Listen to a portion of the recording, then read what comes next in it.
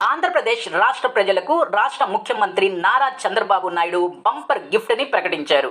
ఎవరికైతే ration cards ఉన్నాయో వాళ్ళందరూ కూడా ప్రతి నెల కూడా క్యాష్ పొందేటటువంటి అద్భుతమైన ఇన్నోవేటివ్ మెథడ్ ని లేక ఇన్నోవేటివ్ స్కీమ్ ని రాష్ట్ర ప్రభుత్వం ప్రారంభించబోతుంది. దాని వివరాలు మీకు ఈ వీడియోలో చాలా క్లియర్ గా ఎక్స్ప్లెయిన్ చేస్తాను.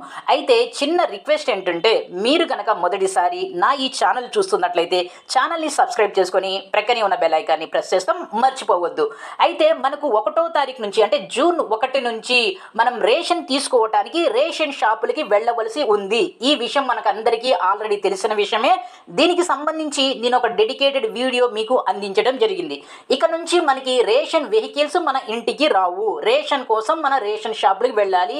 ఈ రేషన్ షాపులు నెలలో మొదటి 15 రోజులు మాత్రమే పనిచేస్తాయి. ఇది 2వ పాయింట్.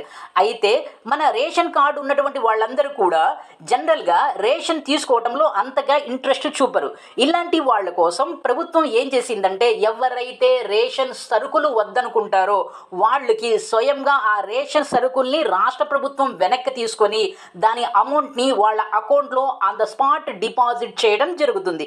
మీకు ఒక ఎగ్జాంపుల్తో ఎక్స్ప్లెయిన్ చేస్తాను. మీకు గనక ఒక రేషన్ కార్డు ఉండి ఆ రేషన్ కార్డు ద్వారా మీకు 20 కేజీల బియ్యం గనక వస్తున్నట్లయితే, మీరు బియ్యం వద్దు అనుకున్నట్లయితే ఆ రేషన్ షాప్లోనే స్పాట్లోనే మీ యొక్క బియ్యం వాల్యూ ఎంతైతే గవర్నమెంట్ ఫిక్స్ చేసిందో ఆ అమౌంట్ని స్పాట్లోనే మీ అకౌంట్లోకి అంటే మీ బ్యాంక్ అకౌంట్లోకి డిపాజిట్ చేయడం జరుగుతుంది. అలాగే కేవలం బియ్యం మాత్రమే కాదు, రేషన్ షాపు ద్వారా ఇవ్వబడేటటువంటి ప్రతి మెటీరియల్ కూడా గవర్నమెంట్ వెనక్కి తీసుకోవడం జరుగుతుంది. అంటే మనం ఏం చేస్తున్నాం అంటే, రేషన్ కార్డు హోల్డర్ ఏం చేస్తున్నారు, రేషన్ సరుకుల్ని తిరిగి ప్రభుత్వానికి అమ్ముతున్నారు. అయితే మన జనరల్గా రేషన్ షాపుల ద్వారా ప్రాథమికంగా రైస్ అనేది ఇస్తారు, అయితే కందిపప్పు ఇస్తారు ఒక 1/2 కేజీ, అయితే ఒక 1/2 కేజీ షుగర్ ఇస్తారు. ఇంతకన్నా ఎక్కువగా ఏమీ ఇవ్వరు. ఈ 3 మెటీరియల్స్ మనకు వద్దు అనుకున్నట్లయితే దానికి సంబంధించినటువంటి వాల్యూని ఆన్ ద స్పాట్ మన అకౌంట్లోకి డిపాజిట్ చేయడం జరుగుతుంది. అయితే ఇక్కడ చిన్న ట్విస్ట్ అయితే ఉంది. అదేంటంటే, ప్రభుత్వం ఇప్పటి వరకు దేని వాల్యూ ఎంత, దేని రేటు ఎంత అనేది ఫిక్స్ చేయాలి. అంటే కేజీ బియ్యం ఎంతకి మన దగ్గర నుంచి ప్రభుత్వం కొంటుంది అనేది చెప్పాలా, 1/2 కేజీ కందిపప్పు మన దగ్గర నుంచి ప్రభుత్వం ఎంత కొంటుంది అనేది చెప్పాలా, 1/2 కేజీ షుగర్ మన దగ్గర నుంచి ప్రభుత్వం ఎంత కొంటుందో చెప్పాలా. సో ఎందుకు చెప్పలేదంటే, ఇంకా దీనికి సంబంధించినటువంటి జీవోని ప్రభుత్వం రిలీజ్ చేయాలి. జీవో అనేది మనకి మండే లేక ట్యూస్డే అనేది రిలీజ్ అవుతుంది. ఈ జీవోలో డీటెయిల్గా మెన్షన్ చేస్తారు.